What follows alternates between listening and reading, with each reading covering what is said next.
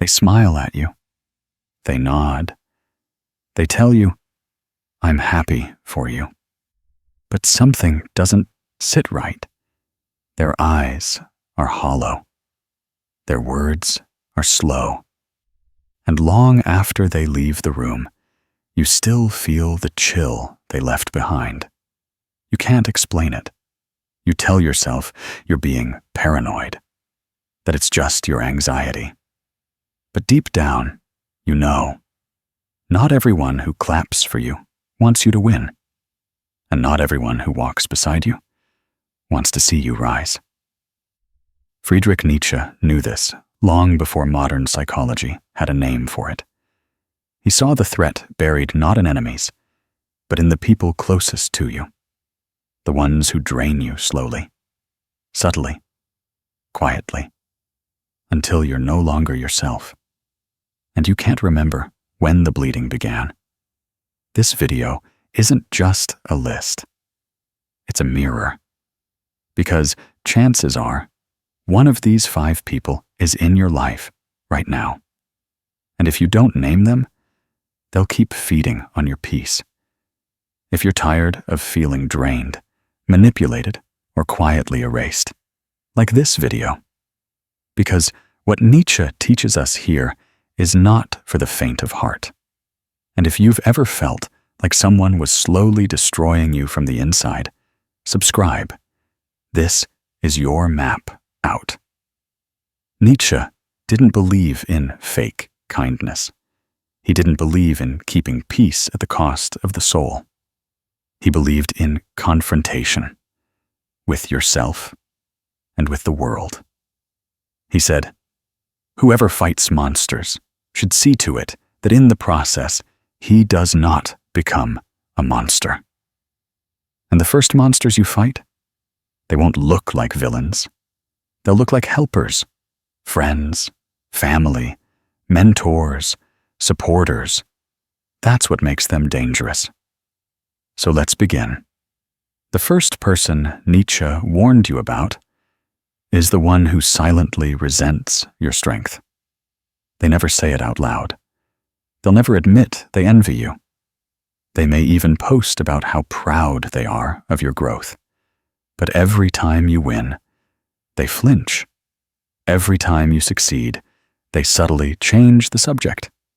Every time you shine, they grow colder, but never so cold that you can call it out. These people don't attack. They erode. Nietzsche understood that most destruction doesn't happen in loud explosions. It happens in quiet compromises. You lower your energy to make them feel comfortable. You downplay your ambition so they won't feel small. You keep your victories soft so they don't feel threatened. And over time, you start shrinking. Not because you failed, but because you let someone else's discomfort become your boundary. This kind of person won't scream at you. They'll support you, just enough to stay close, but never enough to let you feel truly free. And Nietzsche would tell you this: the surest way to corrupt a youth is to instruct him to hold in higher esteem those who think alike than those who think differently. In other words, you become what you tolerate. And if you tolerate people who resent your power, you'll give that power away just to stay liked. Here's how you know this person is near. You feel guilty for talking about your growth. You censor your wins. You shrink around certain people without even noticing. You feel more drained around them than anyone else. You apologize for your evolution. And when you ask them what's wrong, they say, "Nothing. I'm just tired." No, Mawa. They're tired of pretending they're okay with who you're becoming. So what do? You stop dimming your light. You stop making room for their resentment. You stop giving proximity the power to poison. Because the longer they stay in your space, the more they rewrite your story, until you can't tell whether you're living your truth or managing their insecurities. They don't threaten.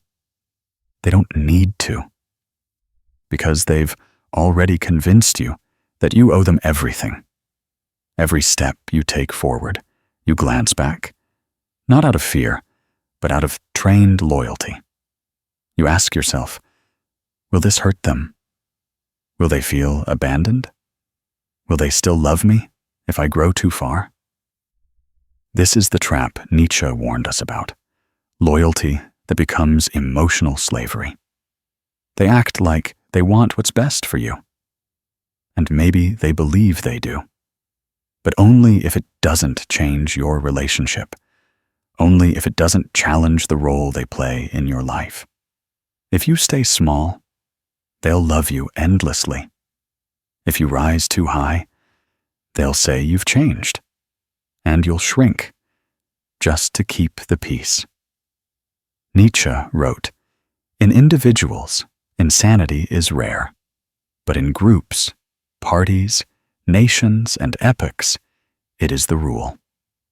And nowhere is this more true than in relationships built on unspoken contracts. The contract says, "I'll always be there for you. You're the only one who understands me. Without you, I'm nothing." But what it really means is, don't ever grow past me. This type of person doesn't destroy you with malice.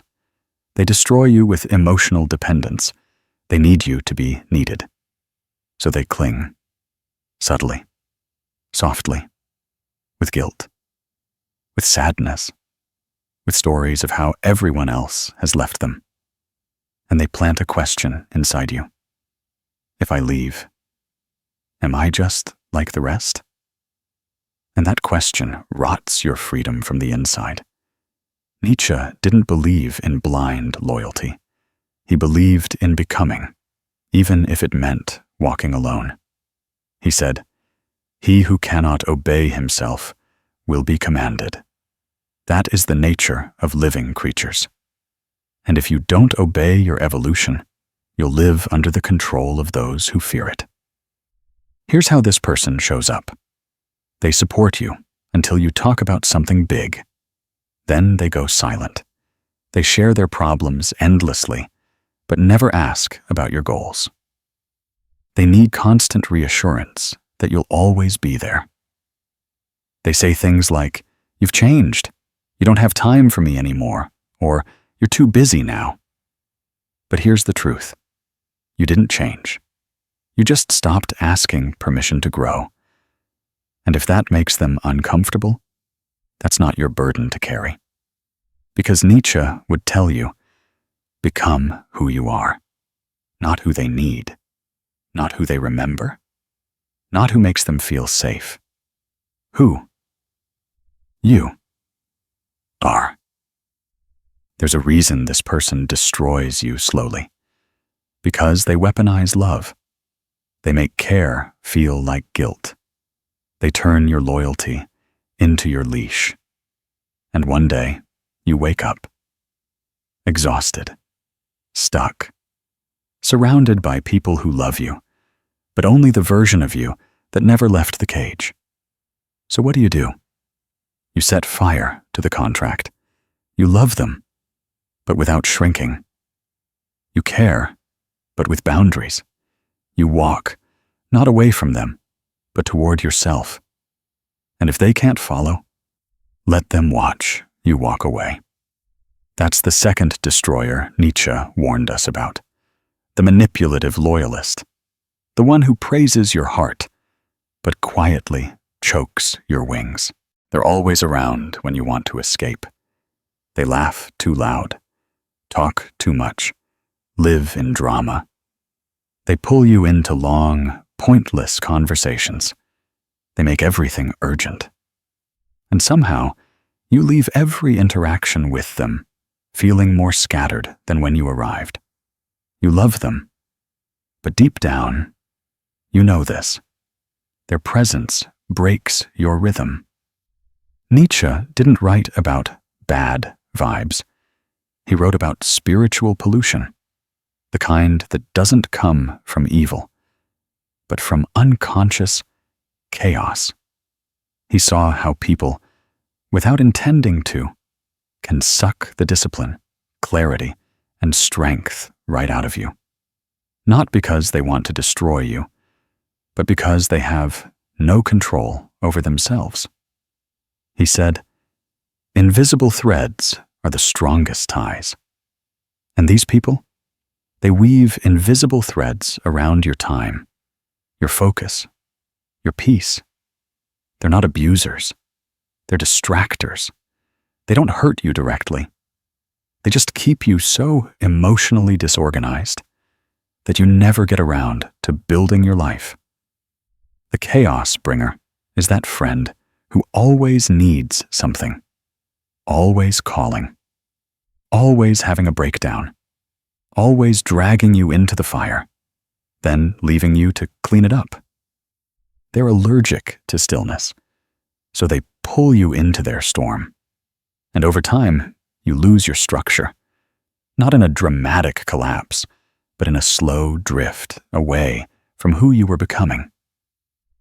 Here's what Nietzsche would warn you. The snake, which cannot cast its skin, has to die.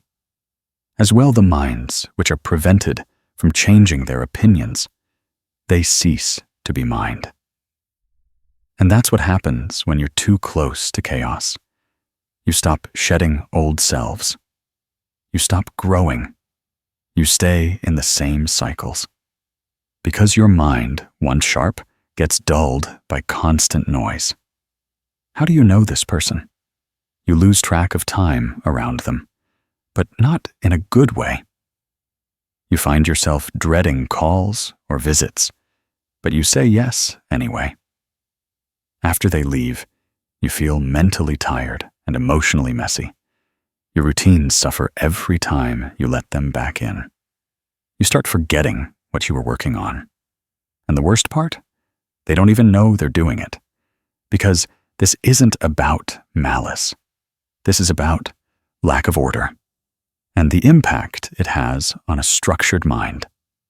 Nietzsche believed that your life is your responsibility, and what you allow into your mental space is a direct reflection of your inner self-worth. He who has a why to live can bear almost anyhow. But chaos people, they disconnect you from your why. They pull you into the how, the endless little fires, fake urgencies, manufactured crises. And slowly, your direction dissolves. You start waking up later. You stop doing your rituals. You're too tired to think, too scattered to act. And that's the hidden destruction. You think you're just being supportive. But in reality, you're giving away the hours that were meant to shape your destiny. You're letting someone else's turbulence rewrite your path, one interruption at a time. So what do? You draw a hard line. You don't hate them, but you don't surrender your peace anymore. You don't answer every message. You don't join every call. You don't sacrifice your morning clarity just to absorb someone else's midnight storm. You start choosing you. And when you do, everything changes. Focus returns. Direction sharpens. Stillness becomes sacred again. And you realize you were never unmotivated. You were never lazy. You were just under siege by other people's noise. That's the third destroyer Nietzsche tried to show you, the chaosbringer. They don't kill your dreams.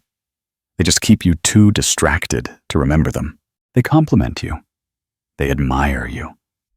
They say things like, "You're better than the rest. No one thinks like you. You're the only one I respect." And it feels good. It feels addicting. But Nietzsche would tell you, be careful. Because not every admirer wants you to rise. Some want you to stay just above them, but not too far.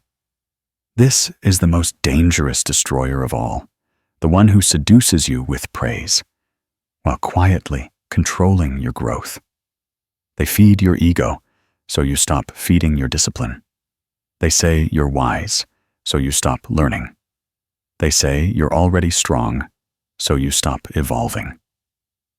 Nietzsche understood that the most seductive prison is the one lined with applause. He said, "Whenever I climb, I am followed by a dog called ego. And the person who flatters you? They're feeding that dog. Because as long as your ego is full, your urgency to grow disappears. And when that dies, so does everything you were meant to become. You think they're on your side? But watch closely. They never challenge you. They never disagree with you. They never push you to do more. They just remind you how much you've already done. They call your comfort zone greatness. They call your plateau perfection. And you stop moving. Not because they told you to stop, but because they made you feel like you'd already arrived. This is the trap Nietzsche hated the most. He believed that self-overcoming, the process of becoming stronger than who you were yesterday, was the only true path. And flattery kills that process in silence, because it gives you the illusion of arrival without the pain of actual evolution. Here's how you know this person is near. You feel good around them, but never challenged. You're validated, but never stretched. They hype your smallest wins, but never ask what's next. You feel loyal to them because they believe in you, but you've stopped growing since they came into your life, and you'll hear them say things like, "Don't overthink it. You're already better than most. You don't need to change anything." But Nietzsche would ask, better than who? Better for what? By whose standard? Because greatness measured by the weak is just mediocrity wearing a crown. The worst part? You don't even realize you're being held back, because they don't chain you. They praise you. And you become addicted to that praise, to being the one who's figured it out. And that addiction? It makes you stop doing the very thing that built you, growing. So what do? You stay hungry. You stop letting flattery be the reason you stay soft. You question praise the same way you question criticism. Does it help me grow? Or does it just make me feel good? Does this person challenge me privately or only praise me publicly? Because if all they do is stroke your ego, they're not lifting you. They're keeping you comfortable. And comfort is the most elegant kind of death. That's the fourth destroyer Nietzsche wanted you to see. The praiser, not the one who hates you, not the one who fears you, but the one who claps just enough to make you forget that you were made to climb. It doesn't start with conflict. It starts with compromise. You make little changes, harmless things. You stop saying what you really think. You change how you dress. You tweak the way you laugh. You shrink your ambition just a bit, because it makes them uncomfortable. You don't call it betrayal. You call it love, compromise, adapting. But Nietzsche would call it what it truly is, the slow death of the self. You used to speak with clarity. Now you check how they might react. You used to move with confidence. Now you wait for approval.